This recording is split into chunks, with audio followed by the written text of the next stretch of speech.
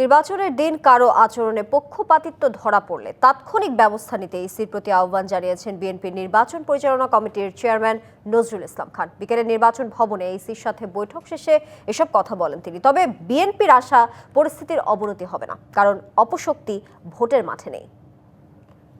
নির্বাচনের দিন কারো আচরণে যদি কোনো প্রার্থী বা কোনো দলের পক্ষে এমন কোনো কিছু ধরা পড়ে, তাহলে যেন তৎক্ষণাৎ তাদের বিরুদ্ধে শাস্তিমূলক ব্যবস্থা নেওয়া হয়। আমরা খুব খুশি হতাম যদি ব্যালট বাক্স নির্বাচনের দিন সকালে ভোট কেন্দ্রে পৌঁছত। ব্যালট বাক্স প্রিজাইডিং অফিসারের ওখানে থাকবে না, ব্যালট বাক্স যেন এজেন্টদের সামনে প্রকাশ্য জায়গায় থাকে, যাতে এটা কেউ চাইলেও এটা ভরাতে না পারে।